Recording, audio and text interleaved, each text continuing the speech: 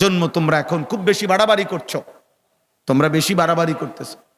এই বর্তমান জেনারেশন, তোমরা যারা কিশোর যুবক, 14 বছর, 16 বছর, 18 বছর, 20 বছর, 22, 25, 24 বছর, তোমরা অতিরিক্ত বাড়াবাড়ি করতেছো বাপ। তোমাদের এই সীমাহীন অহংকার, তোমাদের এই অধ্যত্ব, তোমাদের এই গুনায় ভরা 24 ঘন্টার জিন্দিগি, তোমাদের উপরে খোদার কসম দুনিয়াতেই বড়সড় আযাব নিয়ে আসবে। প্রিয় বাপ আমার, সন্তান আমার, আমি বললাম তোমরা এমন অগণিত ছেলে, তোমরা এখানে সারা বাংলাদেশের ছেলে না, মনে করো 10, 20, 50 কিলোমিটারের ছেলে, তাহলে 20-50 কিলোমিটারের ছেলে তোমরা, আমরা যদি এখন দাঁড় করাই তাহলে অধিকাংশই মিলবে বেনামাজি। সারাদিনে এক ওয়াক্ত নামাজ পড়ো নাই, 365 দিনে, খোদার এক বছরে কোনো দিন ফজরের নামাজ পড়লা না। আমার প্রিয় সন্তান, মুসলমান এত নিকৃষ্ট হয়? তুমি মুসলমানের বাচ্চা, তোমার কোনো আল্লাহ আছে? তোমার কোনো নবী আছে? তুমি মুসলমান? 365 দিনে, খোদার এক বছরে কোনোদিনও ফজরের নামাজ পড়বা না? তুমি মানুষের বাচ্চা? তুমি মুসলমানের সন্তান? এক পবিত্র মা 2 বছর তোমাকে বুকের দুধ পান করাইছেন। এই 2টা বছর মা বুকের দুধ পান করাইতে কত লক্ষবার গালে মুখে চুমা দিছেন, আদর করছেন, বুকে জড়াইয়া ধরছেন। এই বাবা কতবার মাথায় হাত বুলাইছেন, কত হুজুরের কাছে, কত আলেমের কাছে, কত আত্মীয় স্বজনের কাছে তোমারে দাঁড় করাইছে, হুজুর মাথাটা মুছা দেন, আদর করে দেন, আমার বাচ্চারে যেন আল্লাহ মানুষ বানায়।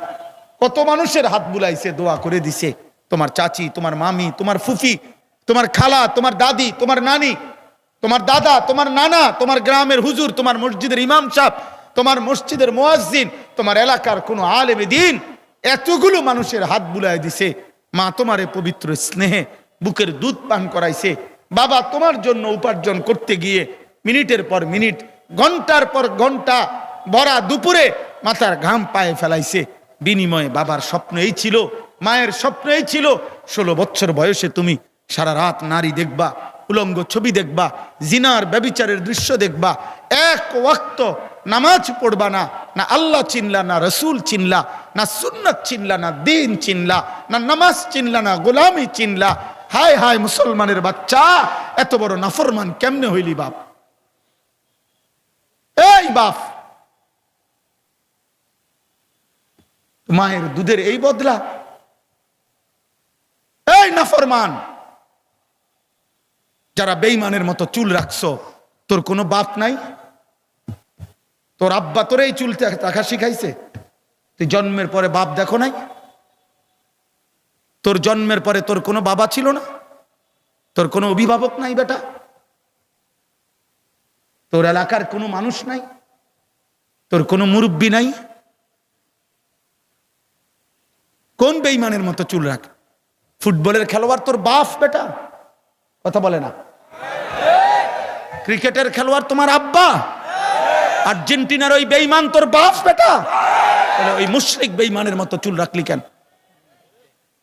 বল বেটা। এই ছেলেরা বলো না, কি তামসা দেখতে আইছো? আমি ভোটে দাঁড়াইছি তাইলে? আজকের দিনে এই এখন বললাম, এশার নামাজ যারা পড়ো নাই, মাগরিবের নামাজ পড়ো নাই, আজকের সারা দিনে এক ওয়াক্ত নামাজ পড়ো নাই, তোমার ভালোবাসা দিয়ে আমি কি করবো? তোমার ভালোবাসা দিয়ে আমি করবো কি বেটা? কি করবো আমি বেটা? নাফরমান, তুমি বের হয়ে যা বেটা, বাইরে বেটা, তোর মতো অপদার্থ দিয়ে আমি করবো কি বেটা? আমি তো এত 5 ঘন্টা সফর করে আইসাও, আমি তো আমার জামাতে আগে এশার নামাজ পড়ছি, এরপরে এখানে আসছি। তোমরা যারা নামাজ পড়লা না, বাইরে হবে এখন থেকে। তুমি তো আল্লাহর দুশমন, তুমি তো রাসূলুল্লাহর দুশমন, তুমি আমার প্রিয় হবা কিভাবে?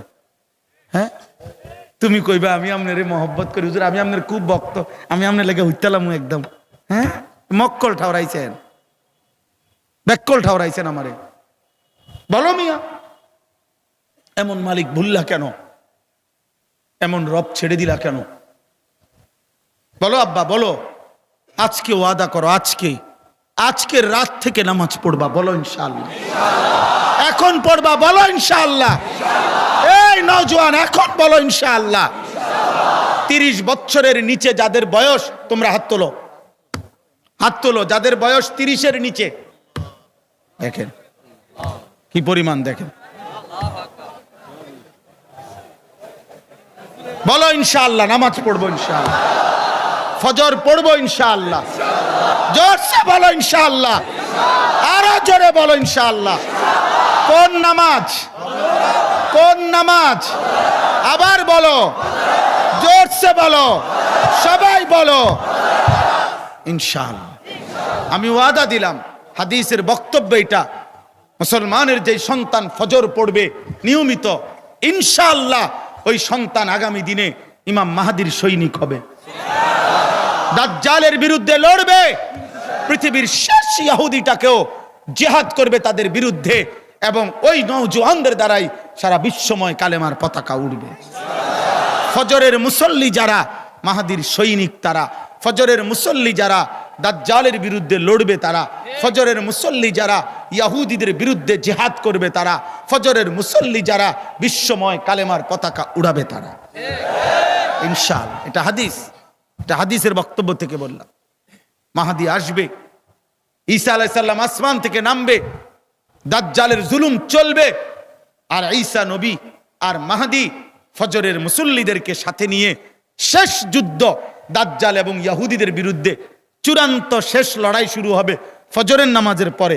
ফজরের মুসল্লিদেরকে সাথে নিয়ে, ফজরের মুজাহিদকে সাথে নিয়ে আসরের নামাজের ভিতরেই মসজিদে আকসা বিজয় হবে, দাজ্জাল নিহত হবে, শেষ ইহুদি কুত্তাটাও নিহত হবে, ইমানের পতাকা উড়বে ইনশাআল্লাহ। এটা হাদিসের বক্তব্য। এজন্য তোমার মতো মনে রাখো, নারী, ছবি, উলঙ্গ দৃশ্য, জিনা, ব্যভিচার, মোবাইলের অস্থিরতা, বেঈমানের মতো চুল চেহারা, তোমার মতো অপদার্থ ছাড়াও ইসলাম টিকবে, তোমার মতো আঙ্গাল কাঙ্গাল ছাড়াও ইসলাম থাকবে। তুমি কামে লাগলা নারী, তুমি একদিন মরে যাবে আর বেড়ি চাইতে চাইতে। হ্যাঁ, চাই, অসুবিধা কি? দেখো সারা পৃথিবীর নারী, দেখো সারা পৃথিবীর মহিলা তোমার ঘরে আসুক, তুমি কি এটা চাও? এত বেড়ি দিয়া করবা কি? এত নারী দিয়া করবা কি?